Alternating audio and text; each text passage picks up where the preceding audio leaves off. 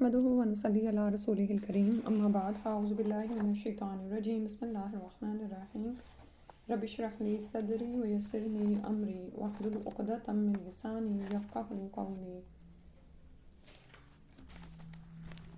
اللہ تعالیٰ کے تعارف میں ہم نے کل ربوبیت پہ تھوڑا مکمل کیا تھا، اور آج انشاءاللہ الوہیت پہ عقلی دلائل دیکھ لیتے ہیں، آپ کے ساتھ شیئر کی ہیں۔ اللہ تعالیٰ کی ربوبیت کسی جھگڑے کے بغیر اس کی الوہیت کو ثابت کرنے والی ہے۔ یعنی ربوبیت کا مطلب ہوتا ہے اللہ تعالیٰ کا رب ہونا، رب کا مطلب خالق مالک مدبر ہونا۔ تو یہ رب ہونا اس بات کو ثابت کر دیتا ہے کہ اللہ ہی الہ ہے، اسی کی طرف انسان جائے عبادت کے لیے، اور عبادت میں کیا ہے، تمام طرح کا مفہوم شامل ہے کہ اسی سے ڈرے، اسی سے محبت کرے، اور تمام تکالیف کے حل کے لیے اسی کی طرف رجوع کرے، کسی سوال کے لیے بھی اسی کی طرف رجوع کرے، ٹھیک ہے۔ تو ربوبیت الوہیت کو ملتزم ہے، یعنی جو رب ہے وہی الہ ہے، اوبویس ہے۔ یعنی یہ دیکھیے، رب وہ ہے جو زندہ کرتا اور مارتا ہے، دیتا اور روک لیتا ہے، اور نفع و نقصان کا اختیار رکھتا ہے۔ تو وہی اس بات کا مستحق ہے کہ مخلوق اس کی عبادت اور اطاعت کرے، سبھی اس سے محبت کریں، اس کی تعظیم و تقدیس بجا لائیں، ضروریات میں اسی کی طرح متوجہ ہوں اور اس سے ڈرتے بھی رہیں، ٹھیک ہے۔ مخلوقات میں سے ہر چیز کو اللہ تعالیٰ نے پیدا کیا ہے، وہی انہیں روزی مہیا کر رہا ہے اور ان کے احوال و معاملات میں تصرف فرما رہا ہے۔ تو یہ بات کیسے معقول قرار دی جا سکتی ہے کہ مخلوق کے کچھ افراد اپنی جیسی دوسری مخلوق کی عبادت اور بندگی کرنے لگ جائیں، جبکہ وہ بھی انہی کی طرح صرف اسی کی محتاج ہے۔ یعنی ساری مخلوقات تو اللہ کی محتاج ہیں، تو پھر مخلوق آپس میں ایک دوسرے کو کیسے یعنی الہ بنا سکتی ہے۔ مخلوق میں جب خالق ہونے کی استعداد اور صلاحیت ہی نہیں، تو الہ و معبود بننے کا استحقاق بھی نہیں رکھتی، لہٰذا معبود برحق صرف وہی ایک خالق و مالک ہی ہوا۔ صفات کاملہ مطلق طور پر یعنی ایبسلوٹ اللہ عز و جل ہی کے لیے ثابت ہیں۔ وہ قوی ہے، قادر ہے، بلند ہے، سب سے بڑا ہے، سننے اور دیکھنے والا ہے، شفقت کرنے والا اور مہربان ہے، باریک بین اور خبردار ہے۔ لہٰذا بندے دلی محبت کریں اور تعظیم بجا لائیں تو ایسی ہی ذات کے لیے ان کے اعضاء و جوارح جھکیں، اور اطاعت قبول کریں تو ایسے ہی مالک کے لیے جس کی صفات قدیم ہیں، ذاتی ہیں، مطلق ہیں، ٹھیک ہے۔ اسماء الحسنہ میں آج الحق پڑھنا ہے، 76 نمبر ہے۔ وہ جس کی ذات، اسماء و صفات اور الوہیت میں کوئی شک و شبہ نہیں اور تردد نہیں، وہی معبود برحق ہے اور اس کے سوا کوئی معبود برحق نہیں۔ المبین 77، وحدانیت، حکمت و رحمت میں جس کا امر بالکل واضح ہے، وہی بندوں کے لیے رشد و ہدایت کا راستہ واضح کرنے والا ہے۔ المبین کا لفظ دیکھیں، بار بار قرآن میں آتا ہے۔ اللہ سبحانہ وتعالیٰ ہی ہدایت کو بندوں کے لیے واضح کرنے والے ہیں تاکہ وہ اس کی پیروی کریں، اور اس نے گمراہی کے راستوں کو بھی واضح کر دیا تاکہ وہ ان سے بچیں۔ پھر القوی 78 نمبر ہے، وہ ذات جسے کمال مشیت کے ساتھ ساتھ قدرت مطلق بھی حاصل ہے۔ پھر ہے المتین، جو اپنی قوت و قدرت میں زبردست ہے اور اپنے افعال بجا لانے میں کوئی مشقت، تکلف یا تھکاوٹ اس کو نہیں ہوتی۔ الحمدللہ۔ اب اس کے بعد ہم نے آج پارہ نمبر 25 شروع کرنا ہے، تلاوت سے شروع کرتے ہیں۔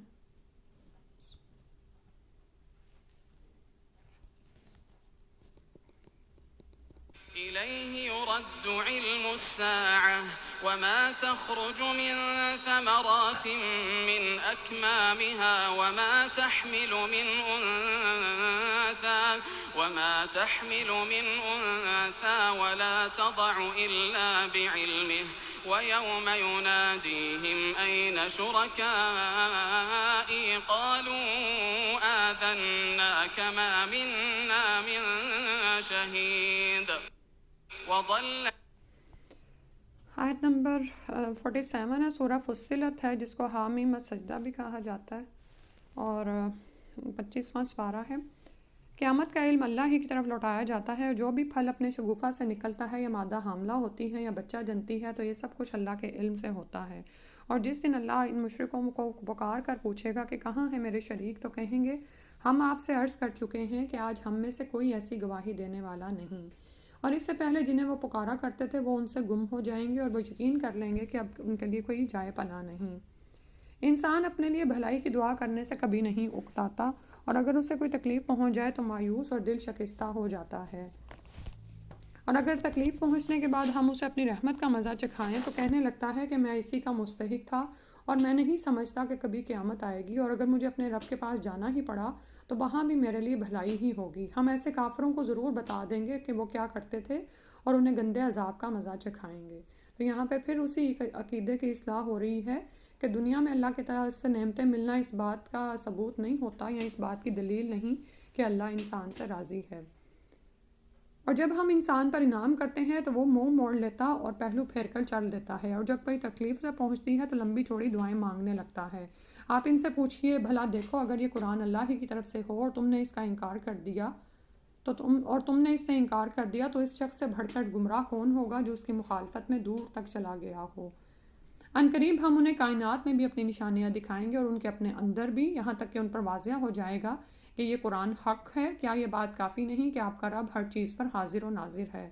سن لو یہ لوگ اپنے پروردگار کی ملاقات سے شک میں پڑے ہوئے ہیں، اور یہ بھی سن لو کہ اللہ ہر چیز کا احاطہ کیے ہوئے ہے۔ تو نہ ماننے کی ایک بڑی وجہ کیا ہوتی ہے کہ انسان آخرت پر یقین نہیں رکھتا، ٹھیک ہے، یا تو وہ آخرت پر یقین نہیں رکھتا یا آخرت پر یقین میں کمی ہوتی ہے کہ وہ عمل کی طرف مائل نہیں ہوتا۔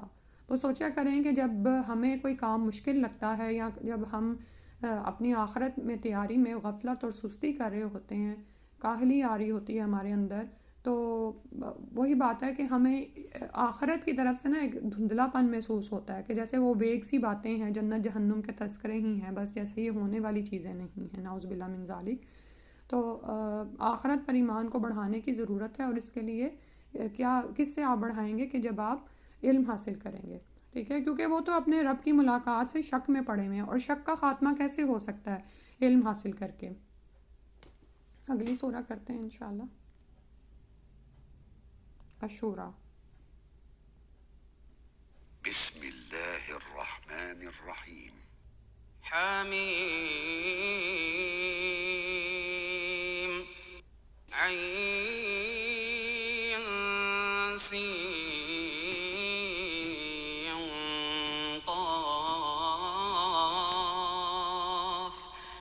كذلك يوحي إليك وإلى الذين من قبلك الله العزيز الحكيم۔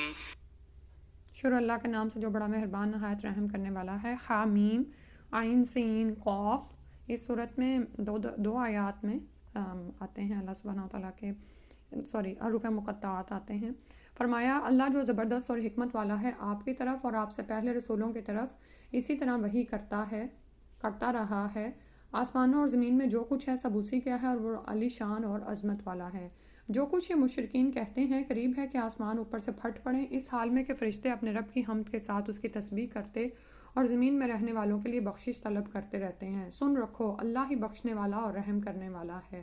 یعنی جیسی یہ باتیں کرتے ہیں لوگ اور مشرکین، جیسے اللہ کے ساتھ شریک ٹھہراتے ہیں، تو اللہ کی مخلوقات کو غیرت آئی اس سے اور وہ گر پڑیں۔ اور سبحان اللہ، آپ یہ دیکھیں کہ انسان جب اللہ کے بارے میں کوئی ایسی باتیں کر رہا ہوتا ہے تو وہ سوچے کہ وہ بغیر علم کے کیا کیا منہ سے نکال رہا ہوتا ہے۔ اور جن لوگوں نے اللہ کے سوا سرپرست بنا رکھے ہیں اللہ ہی ان پر نگران ہے، آپ ان کے ذمہ دار نہیں۔ اور اسی طرح ہم نے آپ کی طرف یہ قرآن عربی زبان میں نازل کیا تاکہ آپ اہل مکہ اور اس کے گرد و پیش والوں کو ڈرائیں اور انہیں جمع ہونے کے دن سے بھی ڈرائیں جس کے واقعہ ہونے میں کوئی شک نہیں۔ اس دن ایک گروہ تو جنت میں جائے گا اور دوسرا دوزخ میں، ٹھیک ہے، تو یہ برحق ہے جو ہونا ہی ہے۔ اگر اللہ چاہتا تو انہیں ایک ہی امت رہنے دیتا، مگر وہ جسے چاہتا ہے اپنی رحمت میں داخل کرتا ہے، اور ظالموں کے لیے نہ کوئی کارساز ہوگا اور نہ مددگار۔ تو دنیا میں انسان کو اختیار کی آزادی دی گئی ہے، اور یہاں پر یہ بتا دیا گیا ہے کیونکہ عموماً لوگ یہ کہتے ہیں کہ اگر اللہ چاہتا تو ہم ایمان لے آتے۔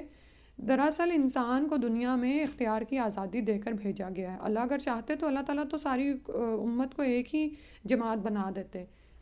پھر فرمایا آیت نمبر 9 ہے، کیا ان لوگوں نے اللہ کے سوا دوسروں کو اپنا کارساز بنا رکھا ہے؟ حالانکہ کارساز تو صرف اللہ ہے، اور وہی مردوں کو زندہ کرے گا اور وہ ہر چیز پر قادر ہے۔ اور جس بات میں بھی تم اختلاف کرتے ہو اس کا فیصلہ کرنا اللہ کا کام ہے۔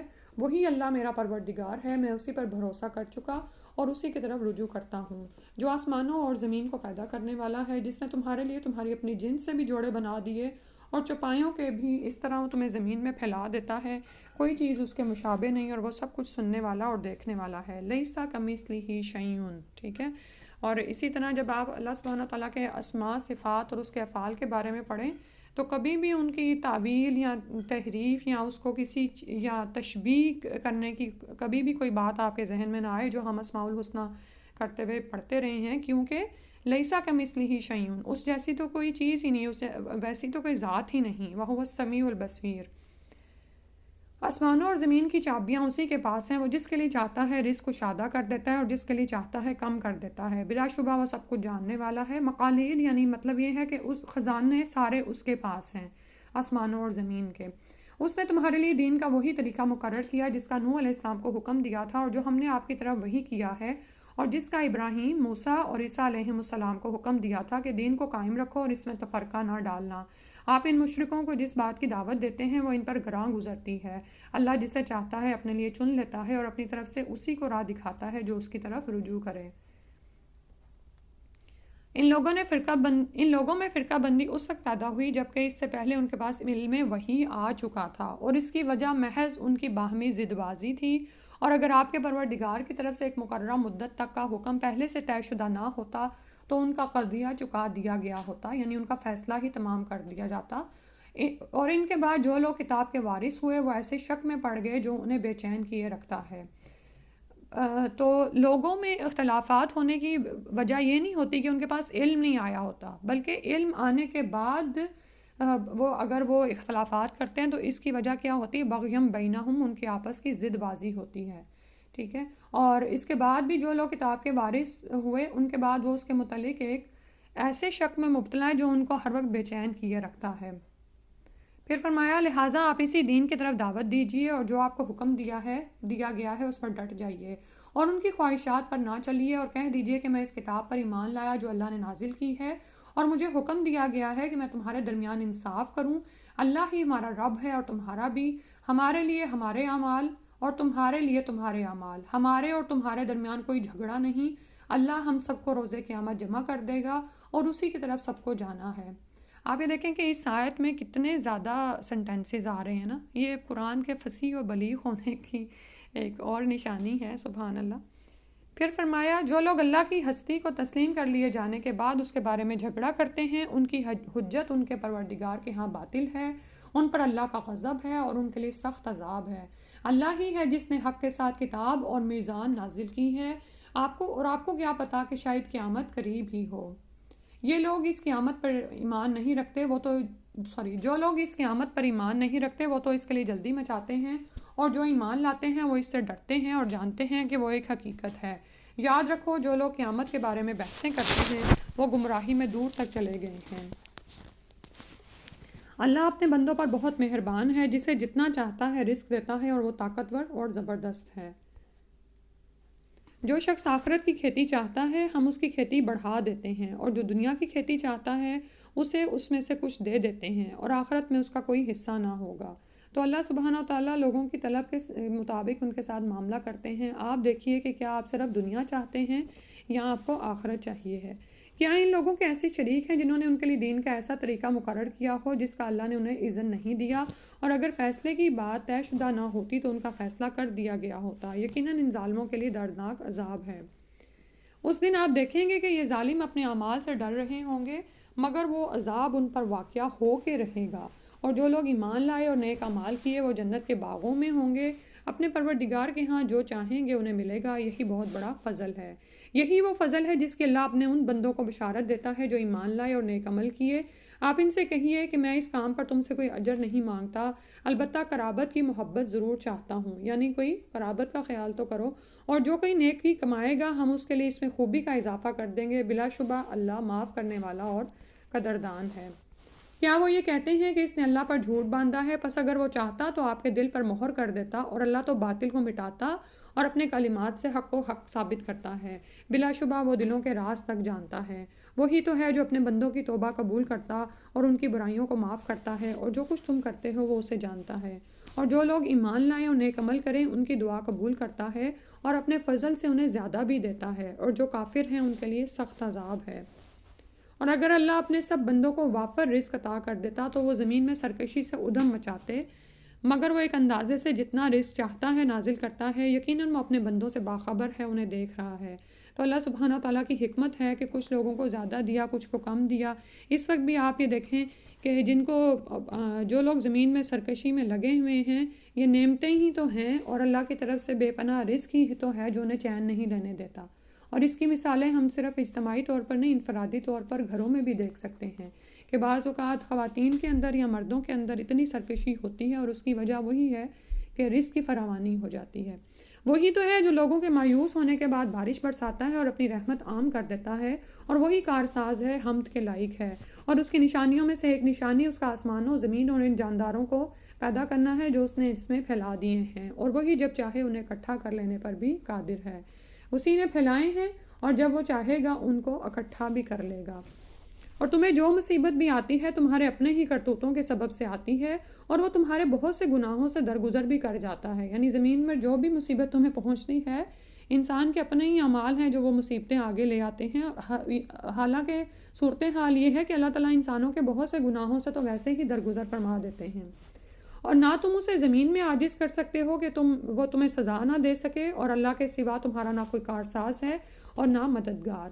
اور اس کی نشانیوں میں ایک وہ کشتیاں ہیں جو سمندر میں پہاڑوں کی طرح نظر آتی ہیں، سبحان اللہ، یعنی بڑے بڑے جہازوں کی طرح۔ اگر وہ چاہے تو ہوا کو ساکن کر دے اور وہ کشتیاں سطح سمندر پر کھڑی کی کھڑی رہ جائیں۔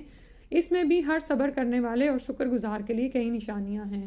تو جو غور و فکر کرنا چاہے وہ اس بات کو پہچان لیتا ہے کہ اس کائنات کا نظام خود سے نہیں چل رہا، بلکہ کوئی ہستی ضرور ہے جو اس سب کو چلا رہی ہے، یا ان کے برے اعمال کے سبب کشتیوں کو تباہ کر دے، اور وہ بہت سے لوگوں کو معاف ہی کر دیتا ہے۔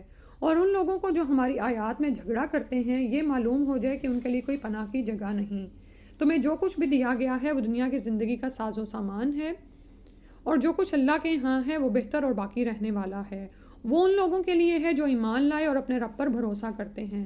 اچھا، یہ جو اوپر آیات گزری نا، اس میں آپ دیکھیں کہ ٹائٹینک مثال آپ کے سامنے ہے، ٹھیک ہے، کہ بے شمار جہاز ہیں، سب کچھ چل رہے ہوتے ہیں زمین پہ سب کچھ لے کے، لیکن جب انہوں نے دعویٰ ایسا کیا کہ اس کو تو کوئی بھی کچھ نہیں کر سکتا، تو پھر اللہ تعالیٰ نے اپنی نشانی دکھائی۔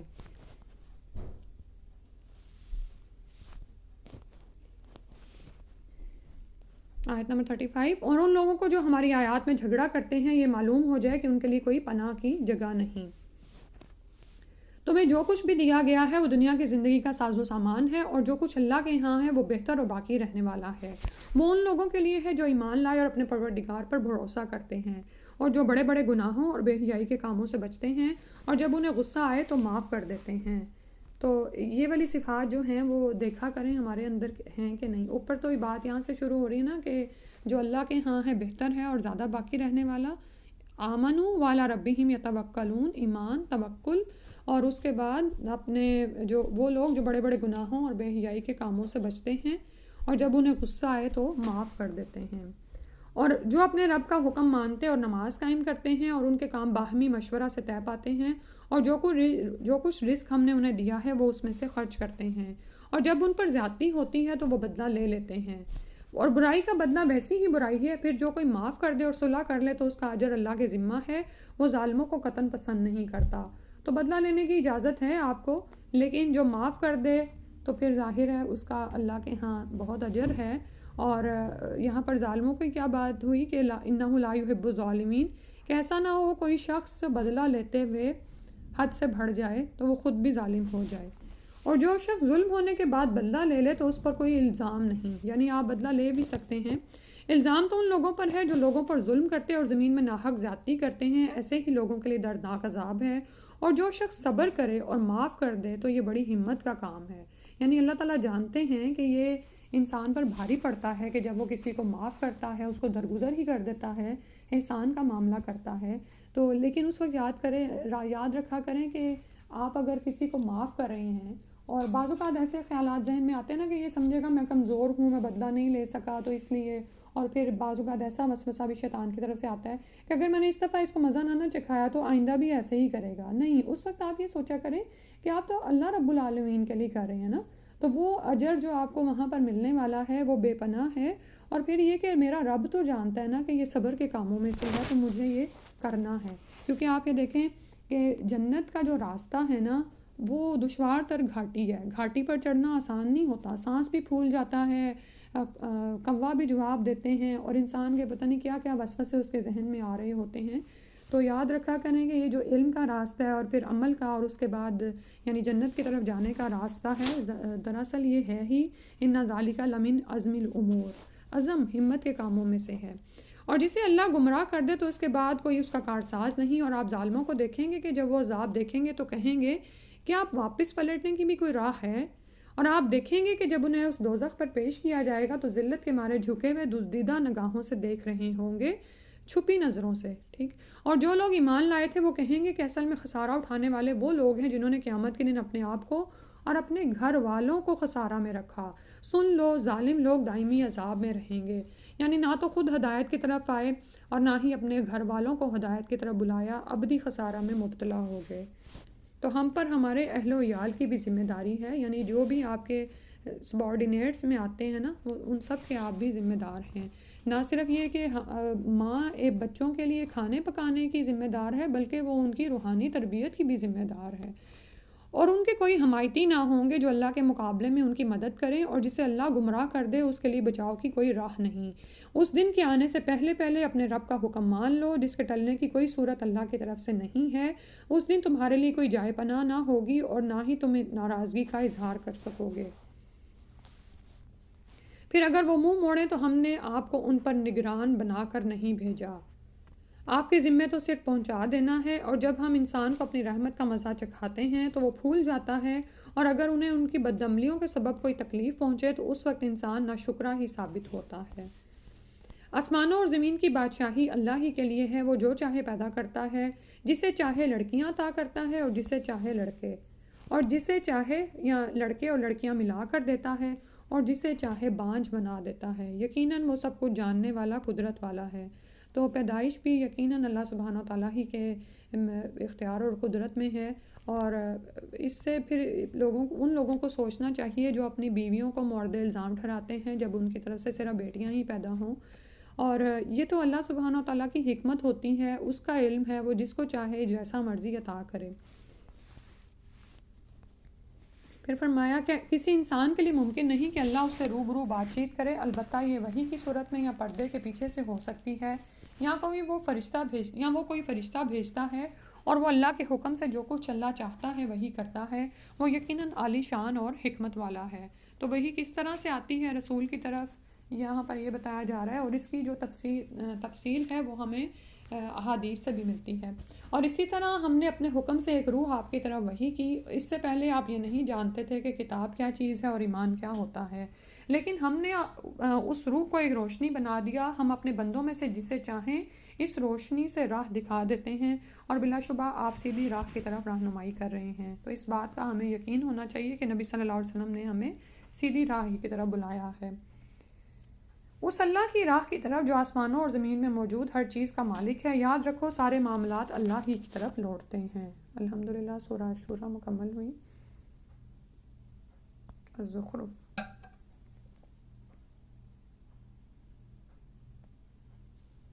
بسم اللہ الرحمن الرحیم۔ حمیم والکتاب المبین إنا جعلناه قرآنا عربيا لعلكم تعقلون۔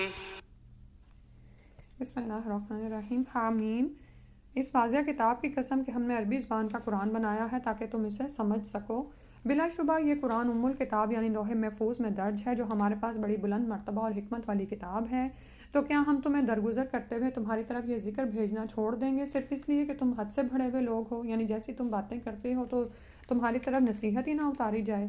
ہم نے پہلی قوموں میں بھی کتنے ہی رسول بھیجے، اور جب بھی ان کے پاس کوئی نبی آیا تو انہوں نے اس کا مذاق ہی اڑایا، تو ہم نے انہیں ہلاک کر دیا، حالانکہ وہ ان سے زیادہ طاقتور تھے، اور پہلے لوگوں میں ایسی کئی مثالیں گزر چکی ہیں۔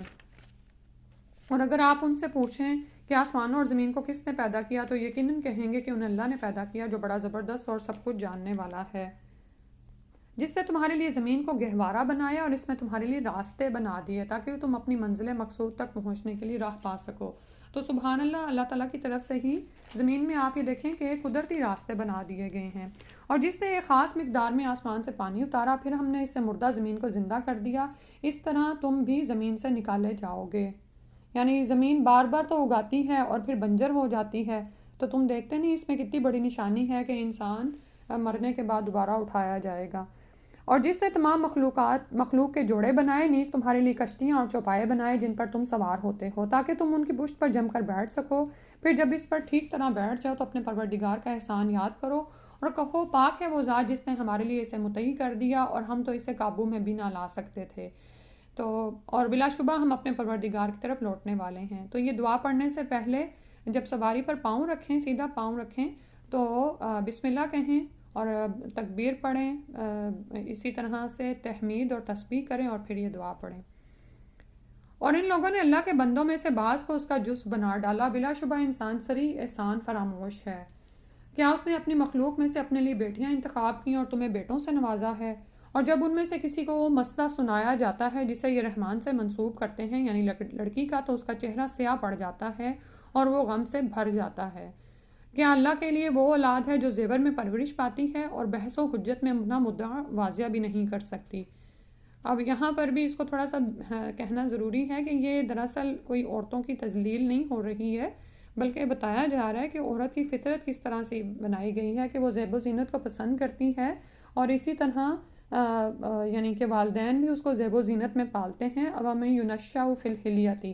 اور دوسری طرف یہ کہ عورت اور مرد کے جو یعنی تخلیق کی جو ساخت ہے، چاہے وہ جسمانی ہو، روحانی ہو یا جذباتی ہو، وہ مختلف ہے، ٹھیک ہے؟ ہر طرح سے یہ ایک ہی نوع میں سے دو اقسام ہیں نا، جوڑے ہیں آپس میں ایک دوسرے کے۔ تو جیسے مرد جذباتی نہیں ہوتے، لیکن عورت کو اللہ تعالیٰ نے جذبات سے بھرا، اور ایسا کیوں ہے؟ تاکہ اس کے اندر ایسے جذبات ہوں کہ وہ بچوں کی اچھی تربیت کر سکے۔ آپ یہ دیکھیں کہ بچے ماں کو جس طرح سے ستاتے ہیں، اگر عورت کے اندر ویسی فیلنگز نہ ہوں، جذبات نہ ہوں، تو وہ کبھی بھی ان کی پرورش نہیں کر سکتی۔ اور آپ نے دیکھا ہی ہوگا، اللہ ماشاء اللہ کوئی ہی سنگل پیرنٹ فادر ہوتے ہیں جو بچوں کے اچھی تربیت کر جاتے ہیں، تو جذباتی ہوتی ہے چونکہ، تو مدلل بات نہیں کر سکتی، یعنی کہ دلیل کی طرف نہیں آتی ہے۔ وَهُوَ فِي الْخِصَامِ غَيْرُ مُبِينٍ، جھگڑا کرتے ہوئے اس کی جو بات ہے نا وہ غیر واضح ہوتی ہے۔ اور یہ سب کے ساتھ نہیں ہے، اللہ ماشاء اللہ، یعنی بہت سی خواتین ایسی بھی ہیں جو بہت نالجیبل ہوتی ہیں۔ تو یہاں پر صرف ایک ان کا جو ان کے دماغ میں عقیدے تھے اپنی بیٹیوں کے بارے میں، جس طرح وہ سوچتے تھے اور وہ دیکھتے تھے، اور اس کے بعد جو ان سے پھر رحمان کے لیے بیٹی کو ہی نعوذ باللہ منتخب کیا، تو یہاں پر وہ اس کی وضاحت ہو رہی ہے۔ اور ان لوگوں نے فرشتوں کو جو رحمان کے بندے ہیں عورتیں قرار دے دیا۔ کیا یہ ان کی پیدائش کے وقت موجود تھے؟ ان کی ایسی شہادت ضرور لکھی جائے گی اور ان سے باز پرس بھی ہوگی۔ اور یہ جو اوپر بات ہوئی ہے نا آیت نمبر 18 میں، وَهُوَ فِي الْخِصَامِ غَيْرُ مُبِينٍ، یہ آپ اپنے اندر نا دیکھا بھی کریں کہ یہ کہیں ایسا تو نہیں ہے کہ ہم بھی اسی کا شکار ہیں، کیونکہ ہوتی ہیں کچھ خواتین اتنی جذباتی ہوتی ہیں کہ جب کسی کے ساتھ بحث کر رہی ہوتی ہیں تو اس میں ضرور ہی ہار جاتی ہیں، کیونکہ جذبات میں بہہ کر پتہ نہیں کیا کیا جو ٹو دا پوائنٹ بات ہوتی وہ تو کرتی نہیں ہیں، اور بہت سی اور باتیں وہ کر رہی ہوتی ہیں۔ تو یہ خوبی نہیں ہے ہماری، ہم نے کیا کرنا ہے کہ اس کو کنٹرول کرنے کی بھی کوشش کرنی ہے۔ اور ان لوگوں نے فرشتوں کو جو رحمان کے بندے ہیں عورتیں قرار دے دیا۔ کیا یہ ان کی پیدائش کے وقت موجود تھے؟ ان کی ایسی شہادت ضرور لکھی جائے گی اور ان سے باز پرس بھی ہوگی۔ اور کہتے ہیں کہ اگر اللہ چاہتا تو ہم ان کی عبادت نہ کرتے، انہیں اس مشیت الہی کا کچھ علم نہیں، یہ محض تیر تکے چلاتے ہیں۔ کیا ہم نے انہیں اس سے پہلے کوئی کتاب دی تھی جس کی بنا پر وہ ملائکہ پرستی پر استدلال کرتے ہیں؟ یعنی یہ کہ اللہ نے تو کوئی ایسی نقل نہیں اتاری کہ یہ فرشتوں کو پوچھتے رہیں، نہیں، بلکہ وہ یہ کہتے ہیں کہ ہم نے اپنے آباء و اجداد کو ایک طریقے پر پایا اور ہم انہی کے نقش قدم پر چل رہے ہیں۔ اور فرشتوں کی بات یہاں پر کیوں ہوئی؟ کیونکہ یہ فرشتوں کو ہی اللہ کی بیٹیاں قرار دیتے تھے، یعنی ان کو مؤنث قرار دیتے تھے، نہیں، بلکہ وہ یہ کہتے ہیں کہ ہم نے اپنے آباء و اجداد کو ایک طریقے پر پایا اور ہم انہی کے نقش قدم پر چل رہے ہیں۔ اسی طرح ہم نے کسی بستی میں جو بھی ڈرانے والا بھیجا تو اس بستی کے کھاتے پیتے لوگوں نے یہی کہا، کہ ہم نے اپنے آباء و اجداد کو ایک طریقے پر پایا اور ہم ان کے نقش قدم کی اقتداء کر رہے ہیں. یعنی ان کے پاس کوئی دلیل نہیں تھی، بس انہوں نے یہی کہا کہ جیسے ہم نے اپنے باپ دادوں کو کرتے دیکھا ہم بھی ویسا ہی کر رہے ہیں. ٹھیک ہے. اور یہ کون لوگ تھے؟ معاشرے کے ایلیٹ کلاس تھے، جو نعمتوں میں پلے بڑھے تھے. اس نبی نے کہا خواہ میں تمہارے پاس اس سے زیادہ صحیح راستہ لے کر آؤں جس پر تم نے اپنے آباء و اجداد کو پایا ہے، تب بھی تم انہی کی پیروی کرو گے. یعنی جب میں تمہیں ایک حق کا راستہ بتا رہا ہوں اس کے باوجود بھی تم اقتداء میں ہی پڑے رہو گے. وہ کہنے لگے جو پیغام دے کر تمہیں بھیجا گیا ہے ہم اس کے منکر ہیں، چنانچہ ہم نے ان سے بدلہ لے لیا تو دیکھ لو کہ جھٹلانے والوں کا کیا انجام ہوا. تو زندگی میں اگر آپ کو کوئی ہدایت کی طرف بلائے تو صرف یہی نہ سوچا کریں کہ یہ جن باتوں کی طرف یہ مجھے بلا رہا ہے یہ ان رسوم و رواج کے اور ان طریقوں کے خلاف ہیں جو میں کرتی آ رہی ہوں یا جن پر میں نے اپنے باپ دادوں کو چلتے ہوئے دیکھا. جب آپ پر حق واضح ہو جائے اور آپ کو سمجھ آ جائے کہ میرے آباء و اجداد ان معاملات میں غلطی پر تھے تو آپ کو کیا کرنا چاہیے؟ حق کو قبول کر لینا چاہیے، کیونکہ آپ نہیں جانتے کہ آپ کے آباء و اجداد ہو سکتا ہے ان کاموں سے توبہ کر چکے ہوں یا یہ کہ ان کا اپنا ایک معاملہ ہو، ان تک علم نہ آیا ہو. لیکن جب آپ تک علم آ گیا ہے اور آپ پر یہ بات واضح ہو چکی ہے کہ بہت ساری چیزیں جو ہم اپنے بڑوں میں دیکھتے ہیں، یعنی یہ نہیں ہے کہ ہمارے بڑے ہر معاملے میں ہی غلط ہوتے ہیں. ٹھیک ہے. یہاں پر یہ نہیں کہا جا رہا، بلکہ یہ کہا جا رہا ہے کہ جہاں پر آپ محسوس کریں کہ وہ حق پر نہیں ہیں، غیر ناحق بات کر رہے ہیں، غیر شرعی بات ہے، تو ہم ان طریقوں کو لے کے کیوں چلتے رہیں یہاں تک کہ گمراہی میں پڑ جائیں، نعوذ باللہ من ذالک. اور وہ وقت یاد کرو جب ابراہیم علیہ السلام نے اپنی باپ اور اپنی قوم سے کہا کہ ایک جن کی تم بندگی کرتے ہو میں ان سے قطعاً بیزار ہوں، میں تو صرف اسی کی بندگی کرتا ہوں جس نے مجھے پیدا کیا اور وہی مجھے راہ دکھائے گا. اور ابراہیم علیہ السلام یہی بات اپنی اولاد میں پیچھے چھوڑ گئے تاکہ وہ اس کی طرف رجوع کریں. بلکہ میں نے انہیں اور ان کے آباء و اجداد کو زندگی سے فائدہ اٹھانے کا موقع دیا یہاں تک کہ ان کے پاس حق اور کھول کر بیان کرنے والا رسول آیا. اور جب ان کے پاس حق آ گیا تو کہنے لگے کہ یہ تو جادو ہے اور ہم اسے قطعاً نہیں مانتے. نیز یہ کفار مکہ یہ بھی کہتے ہیں کہ یہ قرآن 2 شہروں میں سے کسی بڑے آدمی پر کیوں نہ نازل کیا گیا. کیا آپ پر تیرے رب کی رحمت کو تقسیم کرنے والے یہ لوگ ہیں؟ یعنی یہ فیصلہ کریں گے کہ رب کی رحمت کس پر آئے. دنیا کی زندگی میں ان کا سامان زیست ان کے درمیان ہم نے تقسیم کیا ہے اور کچھ لوگوں کو دوسروں پر بدرجہ فوقیت بھی دی ہے تاکہ وہ ایک دوسرے سے خدمت لے سکیں، اور آپ کے رب کی رحمت اس چیز سے بہتر ہے جو یہ جمع کر رہے ہیں. یعنی اللہ سبحانہ تعالیٰ نے دنیا میں معیشت کو بھی تقسیم کیا ہے، اور رب کی رحمت جو نبوت ہے وہ اللہ سبحانہ تعالیٰ ہی کا فیصلہ ہے کہ وہ کس پر اتاری جائے. اور دنیا میں مختلف معیشت میں بھی اللہ سبحانہ تعالیٰ نے مختلف درجات بنا دیے ہیں، کوئی امیر ہے تو کوئی غریب ہے. کیوں؟ تاکہ دنیا کا نظام چلے. ٹھیک ہے. وہ ان میں سے بعض کے خدمت گار ہوں اور دنیا کا نظام چلتا رہے. لیکن جو یہ وحی الہی ہے جو اللہ سبحانہ تعالیٰ نے جس کے لیے اللہ تعالیٰ نے نبی صلی اللہ علیہ وسلم کو منتخب فرمایا، یہ ان تمام دنیاوی مال و دولت سے اور تمام چیزوں سے بہتر ہے جس کو جمع کرنے میں لوگ پڑے ہوئے ہیں. ٹھیک ہے. تو ہم دیکھیں کہ ہم کتنا وقت دنیا کے لیے لگا رہے ہیں اور کتنا وقت اپنی آخرت کو جمع کرنے میں لگا رہے ہیں. اور اگر یہ اندیشہ نہ ہوتا کہ تمام لوگ ایک ہی دین یعنی کفر کی طرف مائل ہو جائیں گے تو ہم رحمان کے ساتھ کفر کرنے والوں کے گھروں کی چھتیں اور سیڑھیاں جن پر چڑھتے ہیں اور ان کے گھروں کے دروازے اور تخت جن پر وہ تکیہ لگاتے ہیں یہ سب چیزیں چاندی کی اور بعض سونے کی بنا دیتے. یہ سب کچھ محض دنیا کی زندگی کا سامان ہے اور آخرت آپ کے پروردگار کے ہاں صرف متقین کے لیے ہے. تو آپ یہ دیکھیں کہ اگر کافروں کے لیے اللہ سبحانہ تعالیٰ اتنا کچھ کر دیتے ہیں کہ سونے، ابھی بھی یہی صورتحال ہے کسی حد تک تو ہمیں نظر آتی ہے کہ بہت سے کافر ہیں ایسے جن کو اللہ تعالیٰ نے بے پناہ مال دیا ہوا ہے. تو یہ کیا ہے کہ اللہ سبحانہ تعالیٰ کے پاس تو کمی نہیں ہے، اللہ تعالیٰ ان کے کفر کے باوجود بھی ان کو بے پناہ دنیا دے سکتے ہیں، کیونکہ اللہ کی نظر میں دنیا کی حیثیت مچھر کے پر برابر بھی نہیں ہے. کبھی مچھر کا پر آپ کے ہاتھ میں آیا ہو، اول تو آتا نہیں ہے، جو ہی ہم مارتے ہیں وہ سارا ہی مسئلہ جاتا ہے، تو آپ اس کو مسلیں تو کیا باقی رہ جاتا ہے. ٹھیک ہے. تو یہ دنیا کی حیثیت ہے. آپ یہ دیکھیں کہ اس کے پیچھے انسان اپنا وقت، صلاحیتیں اور اپنا دین ایمان ہی ختم کر دے. تو اللہ تعالیٰ نے فرمایا کہ اگر دنیا ہم لوگوں کو اس طرح سے دے دیتے کافروں کو، اور سونے اور چاندی کے ان کے دروازے ہوتے اور ان کے جو ہیں گاؤ تکیے اور جس پر وہ بیٹھتے ہیں، تو پھر یہ آزمائش پڑ جانی تھی لوگوں کے لیے. یہ لوگوں نے کہنا تھا چلو کفر کی طرف ہی جاؤ، یہی دراصل اصل زندگی ہے، نعوذ باللہ. اور ابھی بھی کتنی دفعہ ایسا ہی ہوتا ہے کہ کافروں کا مال لوگوں کو بہت زیادہ سحر زدہ کر دیتا ہے۔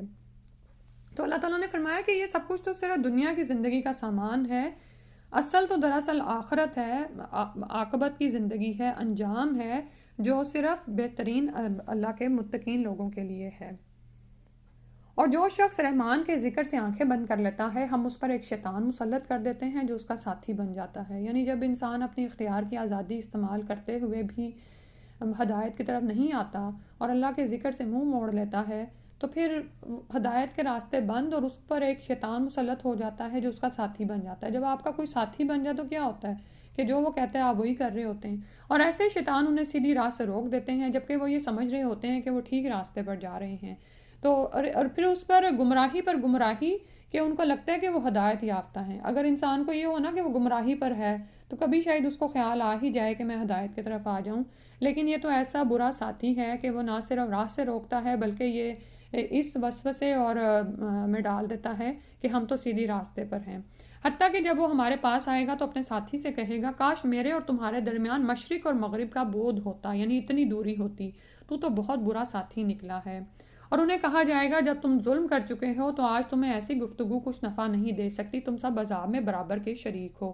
یعنی آپس میں اب کیا جھگڑوں کا فائدہ ہے، تم سبھی عذاب میں ڈالے جاؤ گے۔ کیا آپ بہروں کو سنا سکتے ہیں یا اندھوں کو اور ایسے لوگوں کو جو سری گمراہی میں پڑے ہوئے ہوں ہدایت دے سکتے ہیں؟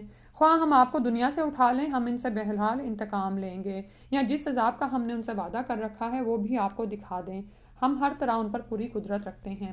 بس آپ اس کتاب کو مضبوطی سے تھامے رکھیے جو آپ کی طرف وحی کی گئی ہے، آپ یقیناً سیدھی راہ پر ہیں۔ ٹھیک ہے، تو اس کتاب کو انسان تھامی رکھے اور اسی سے ہدایت لیتا رہے، اور یہ کتاب بلا شبہ آپ کے لیے اور آپ کی قوم کے لیے نصیحت ہے، اور جلد ہی تم سے اس کے متعلق باز پرس ہوگی۔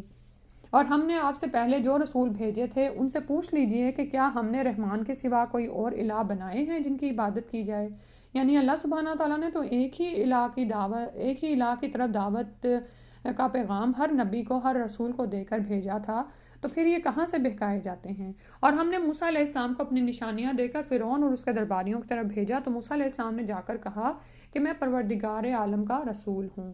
پھر جب موسیٰ نے ہماری نشانیاں ان کے سامنے پیش کی تو وہ ان کی ہنسی اڑانے لگے، اور ہم نے انہیں جو بھی نشانی دکھائی وہ اپنے سے پہلی نشانی سے بڑھ کر ہوتی تھی، اور ہم انہیں عذاب میں مبتلا کرتے رہے کہ شاید وہ باز آ جائیں۔ اور ہر بار وہ یہی کہتے ہیں کہ اے جادوگر، تیرے رب نے جو تجھ سے دعا کی قبولیت کا عہد کر رکھا ہے تو ہمارے لیے دعا کر، ہم ضرور راہ راست پر آ جائیں گے۔ تو اللہ کی طرف سے جو بھی نشانی پچھلی سے بڑی آتی، یعنی جو بھی عذاب ان پر آتا، جو بھی تنگی تکلیف آتی، تو اس وقت موسیٰ علیہ السلام کو کہتے کہ اپنے رب سے کہو کہ اس کو ہٹا دے، تو اس کے بعد ہم ہدایت لے آئیں گے۔ پھر جب ہم ان سے عذاب ہٹا لیتے تو وہ فوراً اپنا عہد توڑ ڈالتے، اور فرعون نے ایک دفعہ اپنی قوم کے درمیان پکار کر کہا اے میری قوم، کیا یہ مصر کی بادشاہی میری نہیں، اور یہ نہریں بھی جو میرے نیچے بہہ رہی ہیں کیا تمہیں نظر نہیں آتا؟ اللہ سبحانہ تعالیٰ سے تکبر سے بچائے، یہ وہی نہریں ہیں جن میں یہ سارے کے سارے ڈبو دیے گئے تھے۔ یعنی جس پانی پر وہ تکبر کرتا تھا وہ اس کا تو تھا ہی نہیں، خالق کائنات اس کا مالک ہے، تو اس نے ان کو سب کو ڈبو دیا اور ایمان والے بچا لیے گئے۔ بھلا میں بہتر ہوں یا یہ شخص جو ایک ذلیل آدمی ہے اور بات بھی صاف طور پر نہیں کر سکتا؟ اور یہاں پر اس نے دیکھیں، پیغام تو موسیٰ علیہ السلام اللہ کا دے رہے تھے اور یہ ان کی ذات پر حملے کرنے پر تیار ہو گیا، یعنی ہوا مہین ولا یکاد یبین۔ تو بعض اوقات کیا ہوتا ہے کہ کوئی ایک بحث چل رہی ہوتی ہے اور کوئی اتنا کج بحث ہوتا ہے کہ وہ اس بحث میں آپ کی ذاتیات کو انوالو کر لیتا ہے۔ ایسے لوگ کتنے برے لگتے ہیں نا ہمیں، کہ بات تو کچھ اور ہو رہی ہے، آپ اس بحث کو مکمل کریں اور آپ کسی کی ذات کو گھسیٹ کے بیٹھ گئے ہیں اور اس پر، تو یہاں پر فرعون کا وہی کردار نظر آ رہا ہے۔ پھر کہنے لگا اور اگر یہ رسول ہے تو اس پر سونے کے کنگن کیوں نہیں اتارے گئے، یا فرشتوں کی مدد ہی اس کے ساتھ آئی ہوتی، یعنی فرشتوں کے صفیں کی صفیں اس کے ساتھ چلی آ رہی ہوتی۔ اس طرح اس نے اپنی قوم کو الو بنا لیا اور اس کی بات مان گئے، وہ تو تھے ہی نافرمان لوگ۔ یعنی اس نے اس پیغام کی طرف توجہ نہ دینے دی لوگوں کو، بلکہ ان کو موسیٰ علیہ السلام کی شخصیت میں الجھا دیا، اور اسی طرح یہ کہ اگر یہ رسول ہوتا تو اس پر اللہ کی نعمتیں ہوتی، سونے چاندی ہوتا ہے اس کے ساتھ، اور فرشتے پر یعنی کہ صف در صف اس کے ساتھ اترے ہوئے ہوتے، تو قوم اس کی باتوں میں آ گئی اور اس کے پیچھے ہی یعنی چل پڑے، اور تھے ہی سارے کے سارے نافرمان لوگ۔ تو پھر انجام کیا ہوا؟ پھر جب انہوں نے ہمیں غصہ دلا دیا تو ہم نے ان سے انتقام لیا اور ان سب کو غرق کر دیا۔ پھر ہم نے انہیں گئے گزرے اور پچھلوں کے لیے نذیر بنا دیا۔ تو دنیا کی زندگی میں ایسے فرعونیوں سے بچیں جو اپنی باتوں سے لوگوں کو بہکا دیتے ہیں۔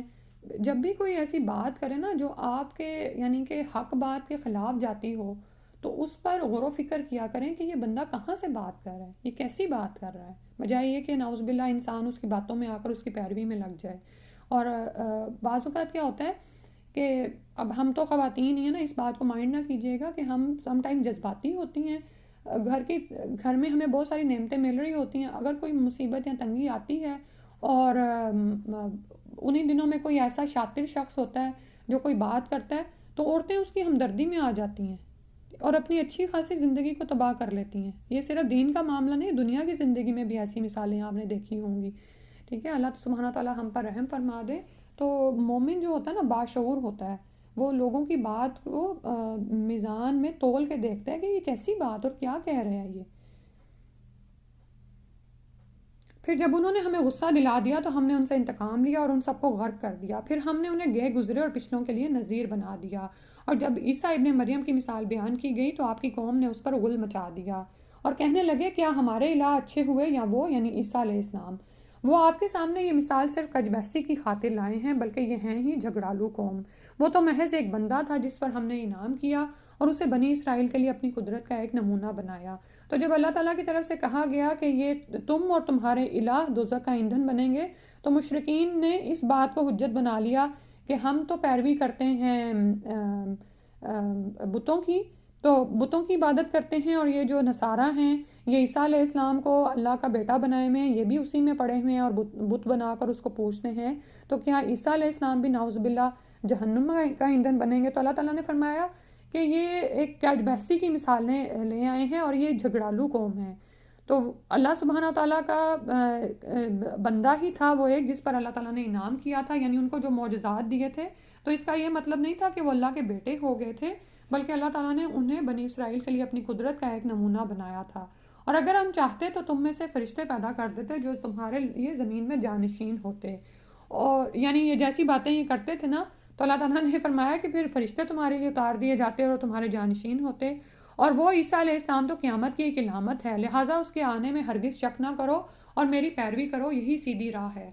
تو ہمیں احادیث سے بھی یہ بات پتہ چلتی ہے کہ عیسیٰ علیہ السلام زندہ آسمانوں پر اٹھائے گئے تھے اور قیامت کے قریب وہ زمین پر بھیجے جائیں گے اور ان کے ساتھ ہی مسلمان پھر فتح حاصل کریں گے۔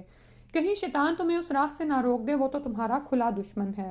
اور جب عیسیٰ علیہ السلام صریح نشانیاں لے کر آئے تھے تو کہا میں تمہارے پاس دانائی کی باتیں لایا ہوں، اور اس لیے بھی تاکہ تم پر بعض وہ باتیں واضح کر دوں جن میں تم اختلاف کر رہے ہو، لہٰذا اللہ سے ڈر جاؤ اور میری اطاعت کرو۔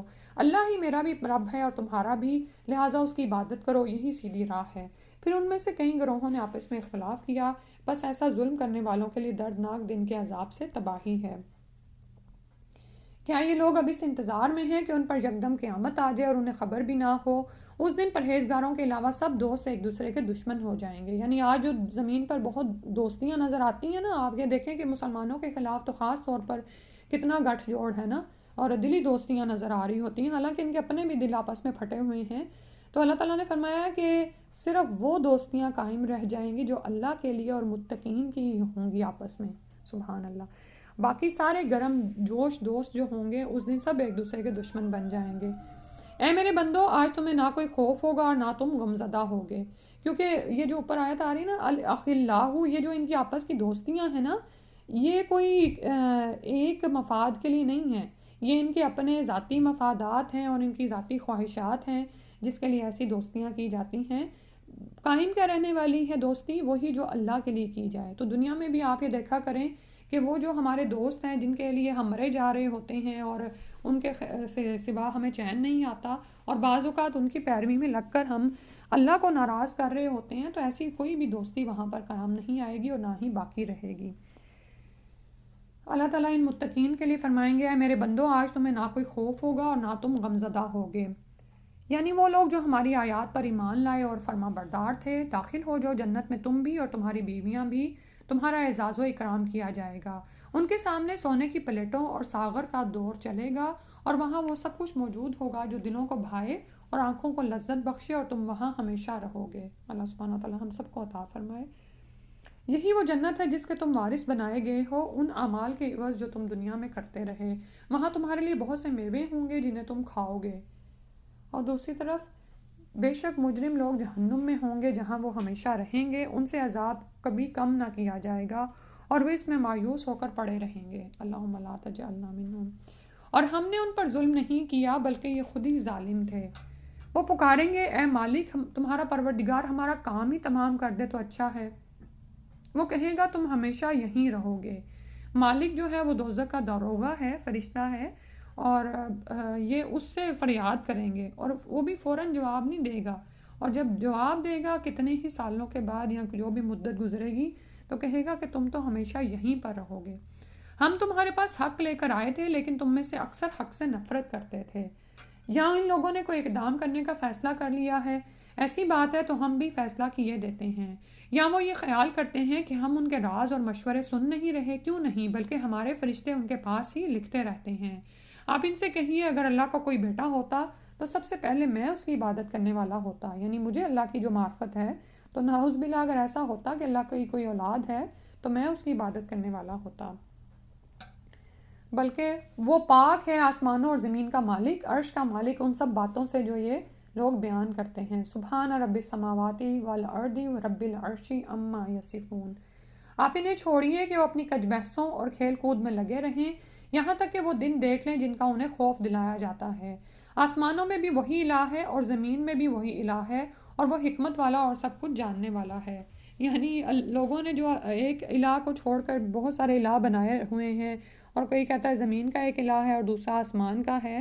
اللہ تعالیٰ نے فرمایا آسمانوں میں بھی وہی الہ ہے، اللہ ہی ہے، اور زمین میں بھی وہی، اور وہی حکمت والا سب کچھ جاننے والا ہے.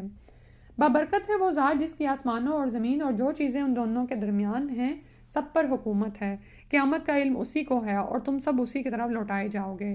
یہ لوگ اللہ کو چھوڑ کر جنہیں پکارتے ہیں وہ سفارش کا کچھ بھی اختیار نہیں رکھتے الا یہ کہ جس نے علم و یقین کے ساتھ حق کی گواہی دی ہو. اللہ تعالیٰ ہمیں بھی ان لوگوں میں شامل فرما لیں. اور اگر آپ انہیں پوچھیں کہ انہیں کس نے پیدا کیا ہے تو یقیناً کہیں گے کہ اللہ نے. پھر انہیں کہاں سے دھوکہ لگ جاتا ہے. اور قسم ہے رسول کے اس قول کی کہ اے میرے رب اب یہ ایسے لوگ ہیں جو کبھی ایمان نہ لائیں گے. تو یہ یہاں پر جو آیت نمبر 87 آ رہی ہے نا کہ اگر آپ ان سے پوچھیں کہ کس نے ان کو پیدا کیا ہے تو ضرور کہیں گے کہ اللہ. اور پھر وہ کہاں سے بہکائے جاتے ہیں، یعنی جب رب کو مانتے ہیں تو اس رب کو الہ کیوں نہیں مانتے، یہ سمجھایا جا رہا ہے. تو وہی جو ہم نے شروع میں پڑھا نا کہ ربوبیت ہی الوہیت کو ثابت کرنے والی ہے اگر انسان غور و فکر کرے، تدبر کرے. اور قسم ہے رسول کے اس قول کی کہ اے میرے پروردگار اب یہ ایسے لوگ ہیں جو کبھی ایمان نہ لائیں گے، لہٰذا ان سے درگزر کیجیے اور کہیے سلام ہو تمہیں، عنقریب انہیں سب کچھ معلوم ہو جائے گا. الحمدللہ سورہ زخرف مکمل ہو گئی. الدخان. بسم اللہ الرحمن الرحیم. حامیم والکتاب المبین. حامیم، قسم ہے اس روشن کتاب کی کہ ہم نے اسے خیر و برکت والی رات میں نازل کیا ہے کیونکہ ہمیں بلا شبہ اس سے ڈرانا مقصود تھا. تو یہاں پر لیلۃ القدر ہی کی بات ہو رہی ہے جو مبارک رات ہے. اس رات ہمارے حکم سے ہر معاملے کا حکیمانہ فیصلہ کر دیا جاتا ہے، یعنی اللہ کے حکم سے معاملات کا فیصلہ کر دیا جاتا ہے. بلا شبہ ہم ہی رسول بھیجنے والے ہیں اور یہ آپ کے پروردگار کی رحمت کی بنا پر تھا. بلا شبہ وہ سب کچھ سننے والا اور جاننے والا ہے. وہ آسمانوں، زمین اور جو کچھ ان کے درمیان موجود ہے سب چیزوں کا مالک ہے اگر تم واقعی یقین کرنے والے ہو. اس کے سوا کوئی الہ نہیں، وہی زندہ کرتا اور مارتا ہے اور وہ تمہارا بھی پروردگار ہے اور تمہارے سے پہلے آباء و اجداد کا بھی. مگر وہ اس معاملے میں شک میں پڑے کھیل رہے ہیں. سو آپ اس دن کا انتظار کیجئے جب آسمان سے سری دھواں ظاہر ہوگا جو لوگوں پر چھا جائے گا. یہ دردناک عذاب ہوگا. اس وقت لوگ واویلا کریں گے کہ اے ہمارے رب ہم سے اس عذاب کو دور کر دے، ہم ایمان لاتے ہیں. اس وقت انہیں نصیحت کیوں کر کارگر ہوگی حالانکہ ان کے پاس کھول کر بیان کرنے والا رسول آ چکا. یعنی جب وہ عذاب کو سامنے دیکھ لیں گے تو پھر ان کو ایمان لانا کچھ فائدہ نہ دے گا. پھر ان لوگوں نے اس رسول سے منہ پھیر لیا اور کہنے لگے کہ یہ تو سکھایا پڑھایا دیوانہ ہے، یعنی یہ تو مجنون ہے.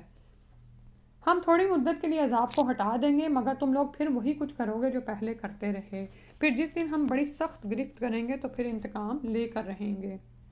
اور ہم نے آزمایا تھا ان سے پہلے قوم فرعون کو بھی، اور ان کے پاس بھی ایک بہت معزز رسول آیا تھا جس نے کہا کہ اللہ کے بندوں کو میرے حوالے کر دو، میں تمہارے لیے ایک امانت دار رسول ہوں، اور یہ کہ اللہ کے مقابلہ میں سرکشی نہ کرو، میں تمہارے سامنے صریح سند پیش کرتا ہوں، یعنی میں کھلی دلیل کے ساتھ آیا ہوں، اور میں نے اپنے اور تمہارے رب کی پناہ لے لی تاکہ تم مجھے سنگسار نہ کر کہ کہیں تم مجھے سنگسار نہ کر دو، اور اگر تم میری بات پر ایمان نہیں لاتے تو مجھ سے الگ ہو جاؤ۔ پھر موسیٰ علیہ السلام نے اپنے پروردگار کو پکار کر کہا کہ یہ لوگ مجرم ہیں۔ اللہ نے حکم دیا کہ اور میرے بندوں کو رات کے وقت لے کر نکل جاؤ، یقیناً تمہارا تعاقب کیا جائے گا، اور سمندر کو کھڑے کا کھڑا چھوڑ کر پار نکل جاؤ، تمہارے بعد ان کا تمام لشکر ڈبو دیا جائے گا۔ وہ کتنے ہی باغ اور چشمے چھوڑ گئے، اور کھیت اور عمدہ عمارتیں بھی، اور نعمت کے سامان بھی جن سے وہ مزے اڑاتے تھے۔ اسی طرح ہوا اور ہم نے ایک دوسری قوم کو ان کا وارث بنا دیا۔ تو آج اپنے گھروں میں دیکھیں کیا کیا ساز و سامان رکھا ہوا ہے ایسا جو ہمارے اوقات کو، ہماری صلاحیتوں کو ضائع کر رہا ہے، اور وہ صرف اس لیے پڑا ہوا ہے کہ ہم کہتے ہیں کہ شاید استعمال میں آ جائے، اور ہم اس کے پیچھے، اور بعض اوقات کیونکہ عورتیں نا، ہم جیسے میں نے آپ کو بتایا تھا نا، کچھ عورتوں کو بہت زیادہ یہ شوق ہوتا ہے کہ وہ سجا سنوار کے رکھتی ہیں، تو کتنا سنواریں گے گھروں کو؟ آپ یہ دیکھیں، ایک دن سنوارتے ہیں، پھر 2-3 دن بعد ویسے ہی سنوارتے ہیں، اور کچھ خواتین تو اتنی اس میں پینک ہوتی ہیں کہ نماز کا وقت داخل ہو جاتا ہے لیکن وہ ابھی سنوارنا سجانا ختم نہیں ہوتا تو اس میں پڑی رہتی ہیں، کچن میں گئی ہیں تو وہاں پر کوئی مینجمنٹ نہیں ہے، بس وہیں پر ہی لگی رہیں اور باہر ہی نہ نکلیں۔ تو یاد رکھیں کہ ہم نے ان چیزوں میں ہمیشہ نہیں رہنا۔ یہ جو مال و دولت ہے، یہ جو کپڑے ہیں ہینگ کیے ہوئے، الماریاں بھری ہوئی ہیں اگر، اور وارڈروبز ہیں آپ کے، اور میچنگ جوتے، ہر طرح کی جیولری ہے، یعنی کہ بہت آپ دیکھیں نا کہ بعض اوقات میں صرف آپ کی بات نہیں کر رہی کہ بعض اوقات دین پڑھ کر بھی ہم ایسی باتوں میں پھنس جاتے ہیں۔ دنیا اتنی رنگین لگتی ہے، اور اب تو آن لائن شاپنگ اتنی آسان ہو گئی ہے کہ ایک سوٹ لیا تو اس کے ساتھ ہر چیز میچنگ منگوا لیں، ٹھیک ہے؟ اور اسی طرح بچوں کے لیے بھی، یعنی کہ بچوں کو بعض اوقات بہت ساری چیزوں کی ضرورت بھی نہیں ہوتی اور وہ استعمال بھی نہیں کر رہے ہوتے اور وہ کہہ بھی رہے ہوتے ہیں، لیکن ہم ان کی ضرورت سے بھی بڑھ کر ان کے لیے سامان کے ڈھیر لگا دیتے ہیں ان کے کمروں میں، گھروں میں۔ کتنے ہی باغ اور چشمے چھوڑ گئے وہ، کھیت اور عمدہ عمارتیں اور نعمت کے سامان جن سے وہ مزے اڑاتے تھے، یعنی اس میں ڈوبے ہوئے تھے کہ شاید ہم نے یہاں سے کبھی جانا ہی نہیں۔ اسی طرح ہوا اور ہم نے ایک دوسری قوم کو ان کا وارث بنا دیا۔ اللہ سبحانہ تعالیٰ ہمارے حال پر رحم کرے اور ہم اپنی آخرت کو سنوارنے سجانے والے بن جائیں۔ پھر نہ آسمان ان پر رویا اور نہ زمین، اور نہ ہی انہیں کچھ مہلت دی گئی۔ آج مرتے ہیں نا لوگ تو وہ جو اینٹیک بوڑھوں نے سنبھالے ہوئے ہوتے ہیں نا، یا حتیٰ کہ بعض اوقات لوگوں کے گھر جو انہوں نے اتنے سجا کے رکھے ہوئے ہیں، اولاد کبھی اتنا گوارا نہیں کرتی کہ ان گھروں میں جا کے آباد ہو، اور وہ دور سے ہی وہ جو اب تو خیر کمپنیز ایسی کھل گئی ان کو حکم دے دیتے ہیں کہ جو بھی الا بلا سامان ماں باپ نے رکھا ہوا تھا اس کو اٹھا کے فارغ کریں، اور گھروں کو بیچ کے وہ اپنے زندگیوں میں مگن ہو جاتے ہیں۔ یہ دنیا کا نظام تو چلتا ہی چلا جا رہا ہے، نہ آسمان پر رویا نہ زمین، اور نہ ہی انہیں کچھ مہلت دی گئی۔ اور بنی اسرائیل کو ہم نے رسوا کرنے والے عذاب سے نجات دی، یعنی فرعون سے وہ حد سے بڑھنے والوں میں سے سر نکال رہا تھا، اور ہم نے بنی اسرائیل کو اپنے علم کی بنا پر اہل عالم پر ترجیح دی، اور ہم نے انہیں ایسی نشانیاں دیں جن میں صریح آزمائش تھی۔ یہ لوگ تو یہ کہتے ہیں یہ ہماری بس پہلی موت ہی ہے اور ہم دوبارہ نہیں اٹھائے جائیں گے۔ اگر تم سچے ہو تو ہمارے آباء و اجداد کو لا کے دکھاؤ، کیا یہ بہتر ہے یا قوم تبا اور اس سے پہلے کے لوگ؟ ہم نے ان سب کو ہلاک کر دیا کیونکہ وہ مجرم تھے۔ یعنی دنیا میں انسان یہ سمجھتا ہے کہ میں تو بڑی شان و شوکت والا ہوں، میرے پاس بڑا علم ہے، میری تو یہ نعمتیں کبھی زائل ہی نہیں ہوں گی، میں تو انڈسپینسیبل ہوں۔ یہی حال ہر نسل کا ہوتا ہے جو بھی دنیا کو سمیٹ رہی ہوتی ہے، اور یہ بھول جاتی ہے کہ پہلی قوموں کی طرح ایک دن اس کو بھی اٹھ کے چل پڑنا ہے۔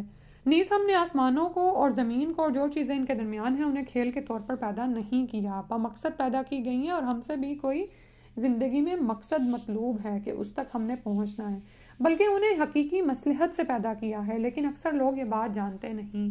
فیصلے کا دن ان سب سے وعدے کا وقت ہے جس دن کوئی دوست اپنے دوست کے کچھ کام نہ آئے گا اور نہ ہی انہیں کہیں سے مدد ملے گی، مگر جس پر اللہ نے رحم کر دیا، کیونکہ وہ ہر چیز پر غالب اور رحم کرنے والا ہے۔ بلا شبہ تھوہر کا درخت گناہ گار کا کھانا ہوگا جو پگھلے ہوئے تانبے کی طرح پیٹوں میں جوش مارے گا جیسے گرم پانی کھولتا ہے، پھر حکم ہوگا کہ اسے پکڑ لو، پھر اسے گھسیٹتے گھسیٹتے جہنم کے درمیان تک لے جاؤ۔ آپ یہ دیکھیں کہ یہ جو پیٹ کی بیماریاں نا دنیا میں بھی جس نے بھی لی ہوں، اور وہ بھی کیا ہوتا ہے کہ کچھ ایسا ہی انسان جب کھا لیتا ہے نا تو ایسی کیفیات ہوتی ہیں، تو وہاں پر جہنمیوں کے لیے کھانے کے لیے تھور کے درخت ہیں، یہ گناہ گاروں کا کھانا ہے، اور وہ پیٹ کو کیا توانائی دے گا یا کیا ان کو سیٹسفائی کرے گا؟ یہ تو پگھلے ہوئے تانبے کی طرح پیٹوں میں جوش مارے گا، استغفر اللہ۔ اور پیٹ کی بیماری آپ یہ دیکھیں دنیا میں بھی جو لوگ اس کو محسوس کرتے ہیں نا، اور پیٹ کی بیماری میں جانے والا شہید ہوتا ہے، کیونکہ یہ بہت ہی یعنی کہ ایسی چیز ہے کہ بہت ہی درد سے انسان جیسے گزرتا ہے۔ اور کھولتا ہوا پانی جو جوش مارتا ہے، اور پھر اس کے لیے حکم ہوگا کہ اسے پکڑ لو، اسے گھسیٹتے گھسیٹتے جہنم کے درمیان تک لے جاؤ، پھر کھولتے پانی کا عذاب اس کے سر کے اوپر سے انڈیل دو۔ اور یہ جو کھولتے پانی کا عذاب سر کے اوپر سے ڈالنا جا رہا ہے نا، اس کے کیوں؟ پھر اسے کہا جائے گا کہ اب مزہ چکھو، تو بڑا معزز اور شریف بنا پھرتا تھا، کیونکہ یہ سارا جو تکبر ہوتا ہے نا یہ ہمارے سر میں سمایا ہوتا ہے، اور یہ تکبر ہی ہے جو اس کا نکالا جائے گا، اس کے سر کے اوپر کھولتا ہوا پانی ڈالا جائے گا، اور اوپر سے پھر لعنت پھٹکار کے دیکھو مزہ چکھو کہ تم بڑے معزز اور شریف بنے پھرتے تھے۔ تو دیکھنے کی بات ہے کہ کیا ہم صرف لوگوں کی نظروں میں معزز اور شریف بنے پھرتے ہیں کہ ہم اللہ کی نظر میں بھی کچھ مقام رکھتے ہیں؟ یہ کچھ ہے جس میں تم لوگ شک کیا کرتے تھے، اس کے مقابلے میں پرہیزگار لوگ امن کی جگہ میں ہوں گے، باغوں اور چشموں میں۔ تو باغات اور چشمے تو وہاں پہ منتظر ہیں آپ کے، اور انسان یہاں پہ ان کے پیچھے بھاگتا رہے اور پڑا رہے۔ باریک اور گاڑھے ریشم کا لباس پہنے آمنے سامنے بیٹھے ہوں گے، اور ہم انہیں بڑی بڑی آنکھوں والی اور گوری گوری عورتوں سے بیاہ دیں گے۔ تو زندگی میں اگر کبھی ایسے لباس کی ایسی چیزوں کی قربانی دینی پڑے نا، تو پھر سوچ لیا کریں کہ وہاں پر اللہ تعالیٰ وہ عطا کرنے والی ہیں نعمتیں، وہ نعمتیں عطا کرنے والے ہیں جو ہمیشہ کے لیے رہنے والی ہیں، اور ہم انہیں بڑی بڑی آنکھوں والی اور گوری گوری عورتوں سے بیاہ دیں گے۔ وہ وہاں امن و اطمینان سے ہر قسم کے میوے طلب کریں گے، وہاں وہ موت کا مزہ نہیں چکھیں گے، بس پہلی موت جو دنیا میں آ چکی سو آ چکی، اور اللہ انہیں جہنم کے عذاب سے بچا لے گا۔ یہ آپ کے رب کا فضل ہوگا، یہی بہت بڑی کامیابی ہے۔ ہم نے اس قرآن کو آپ کی زبان میں آسان بنا دیا ہے تاکہ لوگ نصیحت حاصل کریں، سو آپ انتظار کیجئے، وہ بھی انتظار کر رہے ہیں۔ تو قرآن کی باتیں کوئی مہمہ نہیں ہیں، آسان باتیں ہیں، بس غور و فکر اور تدبر کی ضرورت ہے۔ الجاسیہ۔ بسم الله الرحمن الرحيم. حميم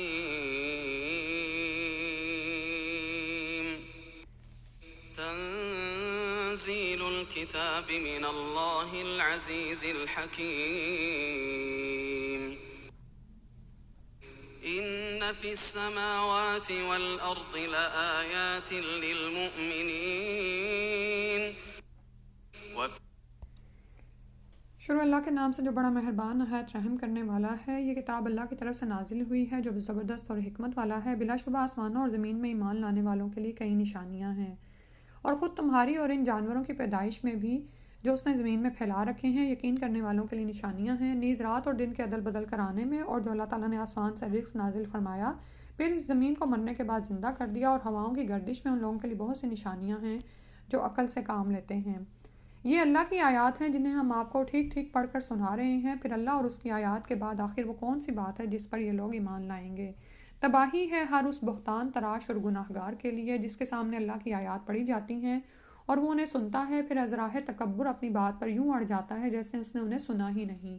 ایسے شخص کو آپ دردناک عذاب کی بشارت دے دیجئے، اور جب ہماری آیات میں سے کچھ اس کے پلے پڑ بھی جاتا ہے تو وہ اسے مذاق بنا لیتا ہے۔ ایسے لوگوں کو ذلت کا عذاب ہوگا۔ جو نہ ماننے والے ہوتے ہیں ان پر آیات پڑھی بھی جائیں تو پھر بھی وہ تکبر سے منہ پھیر لیتے ہیں، اور اگر کچھ سمجھ آ جائے تو اس میں کجی تلاش کرتے رہتے ہیں۔ پھر اس کے بعد ان کے لیے جہنم ہے، اور جو کچھ انہوں نے دنیا میں کمایا نہ تو وہ ان کے کچھ کام آئے گا اور نہ وہ جنہیں انہوں نے اللہ کے سوا کارساز بنا رکھا تھا، اور انہیں بڑا سخت عذاب ہوگا۔ یہ قرآن تو سراسر ہدایت ہے، اور جو لوگ اپنے رب کی آیات کے منکر ہیں ان کے لیے بلا کیا دردناک عذاب ہے۔ اللہ ہی ہے جس نے سمندر کو تمہارے تابع کر دیا تاکہ اس کے حکم سے اس میں کشتیاں چلیں اور تم اس کا فضل تلاش کرو اور اس کے شکر گزار بنو، اور جو کچھ آسمانوں میں ہے یا زمین میں سب کچھ ہی اس نے تمہارے لیے کام پر لگا رکھا ہے۔ غور و فکر کرنے والے لوگوں کے لیے اس میں بہت سی نشانیاں ہیں۔ تو دیکھیں کس طرح سے کائنات کا سارا نظام انسان کی خدمت پر معمور ہے۔ تو کیا انسان کو ایسے بے مقصد ہی پیدا کیا گیا ہے؟ وہ سوچتا کیوں نہیں ہے کہ اس کو کسی کام کے لیے پیدا کیا گیا ہے اور یہ ساری کائنات اس کے لیے مسخر کر دی گئی ہے؟ جو لوگ ایمان لائے ہیں آپ انہیں کہہ دیجئے کہ جو لوگ اللہ کی طرف سے برے دن آنے کی توقع نہیں رکھتے ان سے درگزر کریں، تاکہ اللہ خود اس قوم کو اس کی کمائی کا بدلہ دے۔ جس نے کوئی اچھا عمل کیا وہ اسی کے لیے ہے، اور اگر برا کرے گا تو وہی اس کا خمیازہ بھگتے گا، پھر تم سب اپنے پروردگار کی طرف لوٹائے جاؤ گے۔ ہم نے بنی اسرائیل کو کتاب، حکومت اور نبوت دی، انہیں پاکیزہ چیزوں کا رزق دیا اور دنیا بھر کے لوگوں پر فضیلت دی، نیز انہیں دین کے واضح احکامات دیے۔ پھر جو انہوں نے اختلاف کیا تو لا علمی کی بنا پر نہیں بلکہ علم آ جانے کے بعد کیا، اور اس کی وجہ ایک دوسرے پر زیادتی کرنا تھی، اور جن باتوں میں یہ اختلاف کرتے تھے قیامت کے دن آپ کا رب ان کے درمیان فیصلہ کر دے گا۔ پھر ہم نے آپ کے لیے دین کا ایک طریقہ مقرر کیا ہے، آپ بس اس کی پیروی کیجیے اور ان لوگوں کی خواہشات کی پیروی نہ کیجیے جو علم نہیں رکھتے۔ یہ لوگ اللہ کے مقابلے میں آپ کے کچھ کام نہ آ سکیں گے، بلا شبہ ظالم لوگ ایک دوسرے کے ساتھی ہیں اور پرہیزگاروں کا دوست اللہ ہے۔ تو زمین میں اگر یہ لگے کہ ظالم کس طرح ایک دوسرے کے ساتھی بنے ہوئے ہیں تو یاد رکھیں کہ جو متقی ہیں ان کا اللہ ساتھی ہے، مددگار ہے۔ یہ قرآن لوگوں کے لیے دلائل بصیرت کا مجموعہ ہے اور یقین رکھنے والوں کے لیے ہدایت اور رحمت ہے۔ جو لوگ بدعمالیاں کر رہے ہیں کیا وہ یہ سمجھے بیٹھے ہیں کہ ہم انہیں اور ایمان لانے والوں اور نیک عمل کرنے والوں کو ایک جیسا کر دیں گے کہ ان کا جینا اور مرنا یکساں ہوگا؟ یہ کیسا برا فیصلہ کر رہے ہیں، یعنی یہ دوبارہ نہیں اٹھائے جائیں گے اور کوئی حساب کتاب نہیں ہوگا۔ اللہ نے آسمانوں اور زمین کو حقیقی مصلحت کے تحت پیدا کیا ہے، اور اس لیے بھی کہ ہر شخص کو اس کی کمائی کا بدلہ دیا جائے اور ان پر ظلم نہیں کیا جائے گا۔ پھر بھلا آپ نے اس شخص کے حال پر بھی غور کیا جس نے اپنی خواہش نفس کو الہ بنا رکھا ہے، اور اللہ نے علم کے باوجود اسے گمراہ کر دیا اور اس کے کان اور دل پر مہر لگا دی اور اس کی آنکھ پر پردہ ڈال دیا۔ اللہ کے بعد اب کون ہے جو اسے ہدایت دے سکے؟ کیا تم غور نہیں کرتے؟ اللہ سبحانہ و تعالیٰ اس سے ہمیں محفوظ فرمائے کہ یہ فیکلٹیز اللہ تعالیٰ نے ہمیں دیں تاکہ ہم اللہ کی معرفت حاصل کریں اور اس کو الہ مان لیں، ٹھیک ہے۔ لیکن ایک ایسا شخص ہے جو ان فیکلٹیز کو کس میں لگائے ہوئے ہے؟ بس اپنی خواہش نفس کی پیروی میں۔ تو آپ یہ دیکھیں کہ جب اللہ کی طرف سے ہی ان فیکلٹیز پہ پردہ پڑ جائے اور مہر لگا دی جائے تو پھر کون ہے جو انسان کو ہدایت دینے والا ہو؟ کیا تم غور نہیں کرتے؟ یہ لوگ کہتے ہیں یہ بس ہماری دنیا ہی کی زندگی ہے، یہاں ہم مرتے اور جیتے ہیں اور زمانہ ہی ہمیں ہلاک کرتا ہے، حالانکہ انہیں ان باتوں کا کچھ علم نہیں، وہ محض گمان سے یہ باتیں کر رہے ہیں۔ تو عمل کی طرف راغب نہ ہونے کی ایک وجہ یہ بھی یہی تو ہوتی ہے کہ انسان کو آخرت کا یقین نہیں ہوتا، اور وہ بس یہ سمجھتا ہے کہ زمانہ ایک چل رہا ہے اور وہ چل رہا ہے، اور نہ وہ اس پر علم حاصل کرنے کی کوشش کرتا ہے، بس اپنے ہی گمان میں پڑا ہوا ہے۔ اور جب ان پر ہماری واضح آیات پڑھی جاتی ہیں تو اس کے سوا ان کے پاس اور کوئی دلیل نہیں ہوتی کہ وہ یہ کہہ دیتے ہیں کہ اگر تم سچے ہو تو ہمارے آباء و اجداد کو اٹھا لاؤ۔ آپ انہیں کہیے اللہ ہی تمہیں زندہ کرتا ہے، پھر تمہیں موت دے گا، پھر قیامت کے دن تم کو جمع کرے گا، جس کے آنے میں کوئی شک نہیں، لیکن اکثر لوگ جانتے نہیں۔ آسمانوں اور زمین کی بادشاہی اللہ ہی کی ہے، اور جس دن قیامت قائم ہوگی اس دن باطل پرست خسارہ میں پڑ جائیں گے، اور آپ ہر گروہ کو گھٹنوں کے بل پڑا دیکھیں گے، ہر گروہ کو اس کے نامہ اعمال کی طرف بلایا جائے گا، آج تمہیں ان اعمال کا بدلہ دیا جائے گا جو تم کرتے رہے۔ یہ ہمارا اعمال نامہ ہے لکھوایا ہوا جو تمہارے متعلق ٹھیک ٹھیک بیان کر دے گا جو کچھ تم عمل کیا کرتے تھے، بلا شبہ ہم ساتھ ساتھ انہیں لکھواتے جاتے تھے، یعنی سب کچھ تو تمہارا ریکارڈ ہو رہا ہے۔ رہے وہ لوگ جو ایمان لائے اور نیک عمل کیے تو اللہ انہیں اپنی رحمت میں داخل کرے گا، یہی واضح کامیابی ہے۔ اور جن لوگوں نے کفر کیا انہیں کہا جائے گا کیا تمہیں میری آیات پڑھ کر نہیں سنائی جاتی تھیں، مگر تم اکڑ گئے اور تم تھے ہی مجرم لوگ۔ اور جب انہیں کہا جاتا کہ اللہ کا وعدہ سچا ہے اور قیامت کے آنے میں کوئی شک نہیں تو تم کہہ دیتے تھے ہم نہیں جانتے کہ قیامت کیا چیز ہے، ہم تو اسے ایک ظنی چیز ہی خیال کرتے تھے، یعنی ہمیں تو ایسے ہی لگتا تھا کہ کوئی خیالی گمانی چیز ہے، اور گمانی چیز پر ہم یقین نہیں کر سکتے۔